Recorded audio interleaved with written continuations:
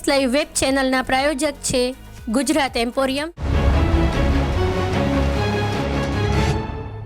અમદાવાદમાં આવેલા જીવન સંધ્યા વૃદ્ધાશ્રમમાં ઉજવાયો રામોત્સવ।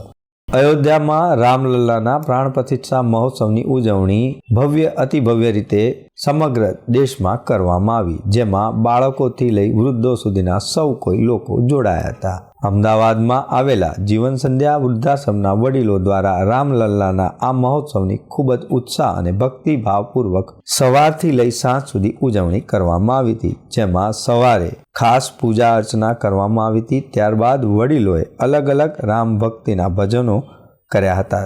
જીવન સંધ્યા આશ્રમ એટલે કે વડીલોનું ઘર, માતા પિતાનું ઘર। આ સંસ્થાની અંદર 365 દિવસ દરરોજ સવાર અને સાંજ ભક્તિમય વાતાવરણ થાય જ, કેમ કે વડીલોને ભક્તિ કરવી ખૂબ જ ગમે। એમાં આજ તો ખાસ શ્રી રામચંદ્ર ભગવાન જ્યારે અયોધ્યા પાછા આવી રહ્યા છે ત્યારે આનંદ વાતાવરણ કેમ ન હોય। અમારા વડીલો તો અઠવાડિયાથી આ દિવસની રાહ જોઈને બેઠા છે અને ખૂબ તૈયારીઓ કરી છે। કોઈ વડીલ કહે છે કે હું વધારે ચાલ ન કરીશ, તો કોઈ વડીલ એમ કહે છે કે હું વધારે ધ્વજ લહેરાવીશ। ઘણા વડીલો એવું કહે છે કે હું રંગોળી કરીશ, તો કોઈ વડીલ એમ કહે છે કે હું તિલક કરીશ। ઘણા વડીલો એમ કહે છે હું સ્વાગત ગીત ગાઈશ। આવી રીતે હરેક વડીલ પોતાની શક્તિ પ્રમાણે આમાં યોગદાન જ્યાં માંગે છે અને એની અંદર રામ જન્મનું જે મહત્વ છે એ લોકો ખૂબ સુપેરે જાણે છે, કેમ કે રામાયણ લોકો ખૂબ જ વાંચતા હોય છે, એટલે એમને હરેક વસ્તુની ખૂબ ખબર માટે આ દિવસની ખૂબ રાહ જોતા હતા।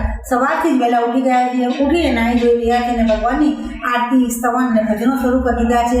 અખંડ આખા દિવસ દરમિયાન લોકો સરસ ભજન કીર્તન કરવાના છે, સાથે ગરબા રમવાના છે અને સાથે મીઠાઈ એટલે કે એકબીજાનું ગળ્યું મોઢું કરાવવાના છે, કેમ કે આવો સંજોગ મળ્યો એ જ ખૂબ જ આપણે ભાગ્યશાળી આત્માઓ છે કે આપણને તેમાં ભગવાન રામને લલ્લાને જોવાનું સૌભાગ્ય પ્રાપ્ત થયું છે।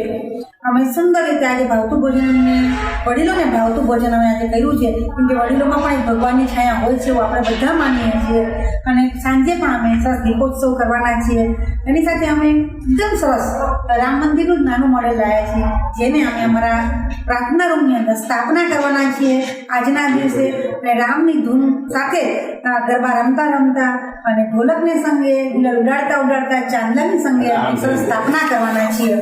અને એની સાથે અમે સાંજે સરસ ફટાકડા અને આતશબાજી કરવાના છીએ।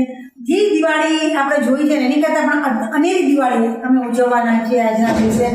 જ્યારે જીવન સંધ્યા વૃદ્ધાશ્રમ ખાતે લવાયેલ રામ મંદિરની પ્રતિકૃતિની ખાસ પૂજા પણ કરવામાં આવી હતી, જ્યારે સાંજના સમયે રામધૂન સાથે ખાસ રામ ભક્તિ કરવામાં આવી હતી। આમ જીવન સંધ્યા વૃદ્ધાશ્રમના વડીલોએ રામલલ્લા મહોત્સવની અનોખી રીતે અને ભક્તિભાવપૂર્વક ઉજવણી કરી હતી। આ સમગ્ર આયોજનને સફળ બનાવવામાં ડિમ્પલબેન શાહે ખાસી એવી જહેમત ઉઠાવી હતી, જેના કારણે વડીલોમાં અનેરો ભક્તિનો માહોલ અને જોમ જોવા મળ્યો હતો। દર્શક મિત્રો, સમાચારની ખાસ ગતિવિધિ માટે આપ નિહાળતા રહો એસ લાઈવ ન્યૂઝ બુલેટિન। નમસ્કાર।